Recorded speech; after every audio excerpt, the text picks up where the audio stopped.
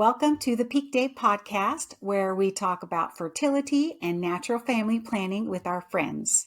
Today's guest is Heather Murphy. Heather is the Director of Development for Couple to Couple League and has been assisting nonprofits in fundraising for almost 20 years at the local, regional, and national levels. She is a wife, mother, homeschooler, and homesteader. Heather and her husband are trained as teachers in the symptothermal method and have been involved in our diocesan marriage prep program for many years. Hello, Heather. Thank you for joining us Good on the morning. PeakDay Thank you. podcast. Thanks for having me.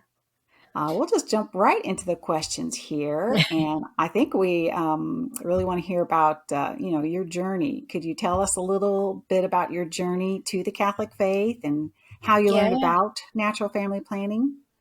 yeah, absolutely. So I grew up in the Methodist church and was what I call myself the poster girl for for my church. I was in youth group. I would do the youth sermons. I would sing. Like I was involved in retreats. All kinds of things. So it was really a big part of my identity. Um, my mom grew up Southern Baptist. She converted to Methodist when she married my dad. And then when I went away to college my freshman year, I went to a Baptist school. And so my faith was always a big part of my life. But in the meantime, in that, I met my husband. We grew up in the same hometown, so we'd always known each other. So when I went away to school, I was still I would go to the Baptist church when I was there, but I was dating Brendan, who came from a big Catholic family, and knew that if we were going to make this work long term and talking marriage, I really wanted us to be on the same page. So after my freshman year, we actually both transferred to the University of Scranton, which is a Jesuit Catholic university.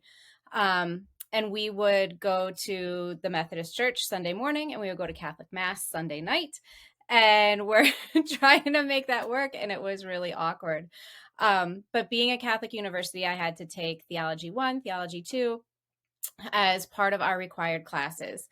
And just really, I had never really had taken the time to learn about the Catholic faith. I just went on my perceptions or misconceptions or, stereotypes. And as I started to learn theology, started to understand what the church actually taught, I was drawn more toward that. And then especially when we read Humana Vitae and the church teaching on life and on family. And that was really what kind of won me over because I had always considered myself pro-life.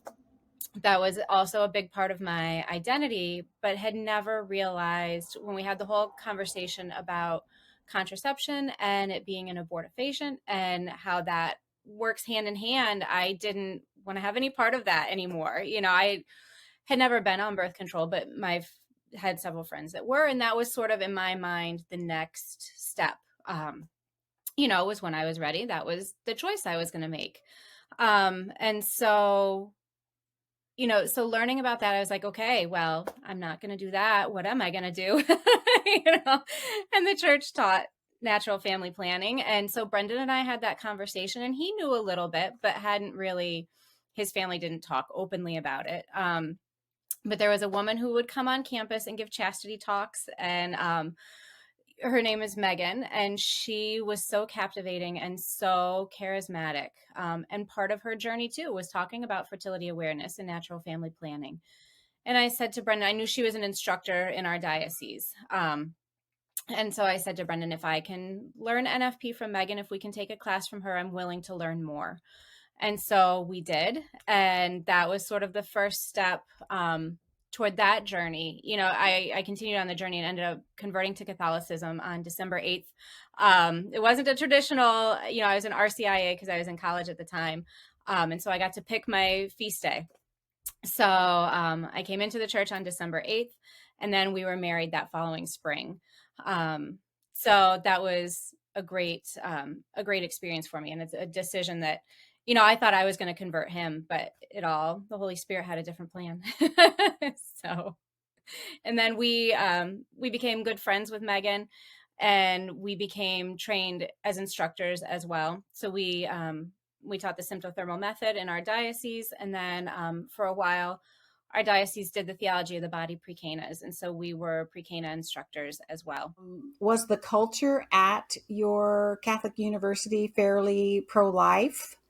Was that a factor in your college experience? I mean, there was certainly a lot of talk about Jesuit identity and Catholic identity. The classes that we had, Theology 1 and Theology 2 were a part of what we did, and our professors very much portrayed that culture of life and the joy of Catholic life. So that was certainly an influence. As far as the culture of other students, I think that was growing. I think that was a part of why Megan was doing these talks, was to spread the word, to have that open conversation. Like there would be the dorm, not the dorm room, but the common area. We would meet in the lounge, and she would give these talks in the dorm lounges, and it would be packed, and girls would be crying at the end. And like it was just that, I think, was kind of the start of like, let's talk about this. And like, her big thing then was, you're worth waiting for. And so some of these girls, you could see like they had lived their whole life not realizing that. And I was fortunate, I did know that. And Brenda and I had that in our relationship, that mutual respect and that decision to wait. But just like Megan's message was so uplifting and so hopeful and so positive, that this is what God created you for. So it sounds like it was really key for you to hear a witness talk Yes. from somebody who was practicing their faith and using natural family planning. Yes, Sounds like it was absolutely. just imagine the difference it would make if young women and young men Yeah. were to be brought up with the knowledge of natural family planning. Right. Absolutely. And that's one of the things that we saw when we were doing marriage prep was, when we would give the talk on contraception and natural family planning and responsible parenthood and how all those tie together, there was this huge gap from confirmation to marriage. There's no other sacraments in between there. And, it wasn't being talked about in 8th grade because, it wasn't the time or place. And then if you weren't involved in a youth group or youth conferences or anything like that, you don't hear about it again until you're formed for marriage. And at that point, you've made a lot of life choices that you may have wished that you hadn't. So I do think like it's so important to normalize that and have that conversation, find those opportunities through high school and into college, to, yeah, just women's health. That's a hot topic right now. Like this is a huge part of women's health. So that was one of my questions for you is why do we need natural family planning in our culture? I think, for a whole spectrum of reasons, but, for young women and for teens and young women, I think it's so important because this culture is trying to fill them with pills and, other alternatives that like, you just need to know your body. Like that's the ultimate control, I think, of women's health, is knowing your own signs and symptoms and your cycles and being able to know what that means. Like that's going to tell you more than anything else whether you're healthy or not or where you need help. There's so many alternatives to the pill to help with the things that it masks and covers. So I think empowering young women with that information of their own bodies and their own cycles and having that knowledge to go into their doctors and say, no, this is what I'm seeing, this is what I'm experiencing, and giving them that control. I think it's so important from that perspective. But then, in marriages and family, like, we're not having this conversation about what the pill does to you, to your fertility, to your relationship, on a chemical scientific level, but also on a relational level. There's so many side effects, so having that like, if you want to live a healthy lifestyle, mentally and physically, like this truly is the best, most effective option. And it gets glossed over, by most mainstream media and outlets.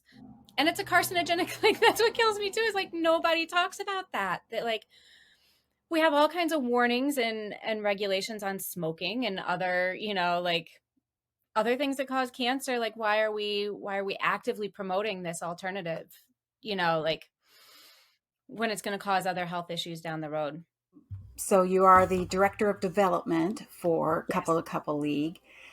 What is the driving force behind you wanting to promote natural family planning and be sure that Couple to Couple League can operate and continue its mission? It's been around for 50 years and done amazing work, and it's a part of a lifestyle. And so generations that have grown up with their parents, practicing NFP and being a part of Couple to Couple League, like it's their turn now, like we're getting into the next generation. And even, and I think it's so important, like we were just talking about, our culture and our society as a whole right now is hurting.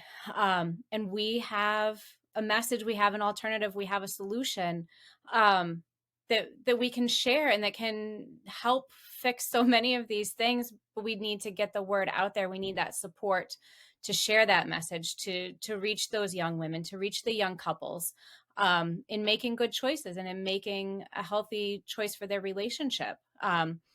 Because it not only affects health, but then, like I said, marriages and then families, like, that just continues that cycle. It's that ripple effect. If you teach one couple and they practice it and they share it with their friends and they model that for their family, like that's going to grow that impact. Um, and so I think that's but there's so much noise and so many distracting messages out there, that's something that I'm excited about, is being able to find new ways to share the message, new ways to get our mission out there, and gain that support. And then, every dollar that we bring in, we can impact more couples, more families, and just, like I said, it'll hopefully continue to spread for the next, 50 years and 100 years. So, can you give us any specifics on how you're helping CCL move forward in its next 50 years? One of the things I love is communicating and sharing impact stories. So that's something I'm looking forward to, is really getting to know, our promoters, our teaching couples, our students, and learning their stories and being able to share their stories with our donors. When you make a charitable contribution, you want to know that you're making a difference. So that's one of the things I love. So really trying to gather those stories, share those stories. And then let others know too, because when you have a friend who, is experiencing something exciting, you want to try it too. And so, the more we talk about it, the more we get it out there. I think that message will grow.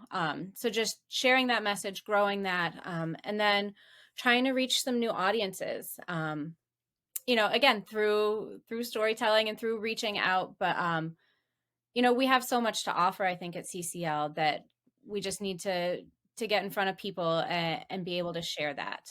So I'm excited to try to do that. So let's talk about our promoters a little bit. Yes. Our promoters and our volunteers and our teaching couples, they are in for the long haul. I mean, a lot of our teaching couples have been teaching for 20, 30, some of them 40 years. Um, why do you think they are so devoted to the natural family planning cause? It's so much a part of, it's not just a thing, it's a lifestyle. So once you start practicing, once you start talking about it, it's ingrained in who you are. And I know when Brenda and I were teaching, there's that aha moment for couples that, you kind of get that adrenaline rush, to be able to share that, you could, that light bulb goes off for that couple, for both the woman and her fiance or her husband, or, like it's a team effort. That's the way we've always taught it, is, it's dual responsibility. And so you work together, and then you see, like, the man has such a great appreciation for his wife and the way God created her. Um, and she, like I said before, she has an understanding of, like, no, this is my cycle, this is my body, this is how I work. Like, it is that empowering feeling of, like, I understand what's happening now. So I think being able to share that and teach that, and seeing the couple's reactions, like, you want to keep sharing, you want to keep giving, and these couples have seen the benefits of it. After 20, 30 years, they've seen the fruits of that in their own lives, in the couples that they've taught, in their children as they start to get older. So I think there's that momentum to want to keep sharing, to want to keep talking about it. And I think part of it is like there's not that many people in the whole scheme of things sharing that message. And so, we need to keep doing it in order to keep the message going. Can you think of a an aha moment story that you experienced, you and your husband, as a teaching couple? Oftentimes the aha moments I think came at pre-Cana, when we were having these conversations and talking about the effects of the pill and the benefit. And the pill can mask all kinds of things, as far as like attraction and fertility and all kinds of health issues. And so you could see the lights going off in those conversations that then prompted those couples to come up to us afterwards and say, I never knew that. Can you please tell me more? We want to learn more. So fortunately at that point, because in our diocese, the NFP trainings weren't mandated. The talk was a part of pre-Cana. So they kind of got that overview, but the classes were not required. So those aha moments came during the pre-Cana when we would have the NFP talk. And then that spark, they would come up to us afterwards and say, where do I sign up for a class? Or when is the next class? So they were already excited by the time they got to the class, which was great. But seeing those light bulbs during the talk it was always the hardest talk to give, I think, because you knew it was going to be met with hostility. But it was the payoff of those reactions afterwards that always got us through to the next talk. So, why do we need a nonprofit like Couple to Couple League promoting natural family planning? When you're a nonprofit, it's a completely different mentality. You're there for the service, you're there for the mission, you're not there for the money. And this is truly a labor of love and a mission from the heart. And so I think that comes across in what we do and what we say and how we treat people, from our volunteers all the way down to our couples, and our students, that this it's a sensitive topic. We see what happens when you come at it from a clinical perspective. It's very impersonal, it's very transactional. And that's when you're talking about fertility and family and relationships, you've got to be down and personal and ready to talk about it and be there for the long haul. So I think being a nonprofit and being mission based and faith based, that's where you have to meet people to make it stick. So, the question is, what would you tell a young lady about natural family planning if she's hesitating? No matter where you are, especially young women, like, this is such important information, for your own self knowledge, to know your body, to know your cycle. So even if you're not in a relationship, even if you're still discerning whether or not you're called to married life, we call it natural family planning, but it's fertility awareness, and you're a woman and you're going to be fertile. And so you need to know what your body's doing. So I think that's the advice I would give is, even if you're not planning to actively use the method right now for family planning, it's still such important information for you to know for your own health, for your own well-being. And then when the time does come, if you do discern marriage and you do discern family life, you already have that knowledge. You know your cycle, you know your rhythms, you know what potential issues there may be. You can identify those early on, and avoid some of the heartbreak of if there are some easy fixes that can be identified. It's not always an easy fix, but sometimes just having that knowledge, you can change with a supplement or some medication or timing, or so having that knowledge under your belt going into your marriage, and you're not learning it under the stress of wedding planning and early marriage. You have that under you. So it's not only good for your own personal health and well-being, but it helps you plan for the future when you get to that point too. So there's no downside to, to learning it, especially now with the PeakDay app. It's so easy, so easy. I have to laugh because we had the paper charts when we learned, and that's what we initially taught with. We had the mercury thermometer and everything. So when I got my first digital thermometer, I was like, this is fabulous. And then eventually we got to know my system so well that I just had a notebook and I would write the date and my symptom and my temperature. And we could just like mentally calculate where I was in my cycle. But then starting to use the PeakDay app, like, I'm already like tracking my food. I'm already checking my email and putting my temperature. There's so much that's on your phone already that it just makes it so easy to enter your symptoms, enter your temperature, and then to see an actual chart again. Because like I said, we just had the notebook. I was like, oh, these charts are so handy, to see, and like the comparing month, like it's so easy and it's so accessible that there's no downside to learning it. So I think I would recommend it to everyone. My daughter is 16 now, and she you know tracks her for her symptoms, and we've had that conversation. And it's interesting, she goes to it's like a hybrid Catholic school kind of thing, and the teachers there, like, when it's just an all girl, I mean, the class that she had boys and girls, but one of the teachers was telling me one time she had a class, it was just girls, and she's like, we talked about this stuff all the time, like, and it just became a part of life. Like, the more you normalize it at an early age, it's normal. And I think that's so beneficial because there's so many things out there that girls can access and learn. And if you can have that conversation about the truth and beauty of the way God made their body naturally and how to understand that and read that, it's so much easier than to identify the garbage and push it away. What is the benefit of an app for tracking for young girls? Kids are on their phone a lot. We try to have limits in our house, but there are so many helpful functional things that you can do on your phone. That so to have the app where it's handy, to have it, it's right there. So it's easy, it's accessible. For myself, I love, it's just a part of my routine. First thing in the morning, this is what I do. At the end of the day, this is what I do. And then I plug it in and charge it at night, so I don't have to worry about pulling out my notebook. I don't have to worry about a chart. I'm not, there's no extra things you have to store. It's just there, and it's beautifully presented, and it's easy to understand. So for myself, it's been a game changer. Just to be able to have it all in one place like that. And so well organized.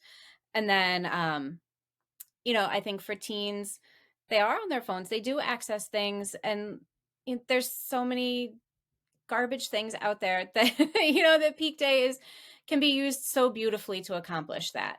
And it, can be age appropriate. It's in line with church teaching, and it helps them understand their bodies at a time where they need to know what's going on with their body. So it just equips them with so much helpful knowledge about themselves that they can use now and in the future. What did your husband think about teaching natural family planning? I mean, was he all gung ho about it? Was he in from the beginning? Yeah, he likes teaching. He's good at that. And he was really good about reaching out to the men. It's always been a team effort. I learned NFP when we were in college. And so, and Brendan graduated the year before me. So he was already living in his apartment. I was still on campus. So he kept the charts. I would call him at the end of the day with my symptoms, and he would chart my temperature and he'd chart my symptom. And so it has always been a team effort that way. And so he is really big on, and he had one of those aha moments when we got trained too, that like he had no idea that that's how female biology really worked, or like it was all a mystery to him. So he came at it from a point of appreciation that like God created this amazing system and cycle, and how we all, our bodies work together. And so he was kind of in awe of that and really appreciated he took seriously that it was a partnership. So that's really been his part in when we talk to a couple, in really promoting that, like, it's not a passive thing for the guys, like you need to be involved. It's a team sport here. So and you see that the guys buy into it when they see another guy who's bought into it. So that's always been easy for him to share that. When we had to do the harder, like, the pre-Cana talks where, like the couples don't want to know what you're talking, like that was harder for him because it was, the couples were more difficult. By the time they got to us for class, to be taught, because we always taught one-on-one. We didn't do, sometimes we would do, I think, a couple couples, but it was mostly one-on-one. We would meet with couples. So really developing that relationship, having those conversations, that's where he hit his stride and enjoyed it. Well, thank you so much for joining us on the PeakDay podcast. It was a wonderful Thank you. conversation. Thank you for everything that you're doing for the Couple to Couple League as well. Thank you. It's great. It's a great team.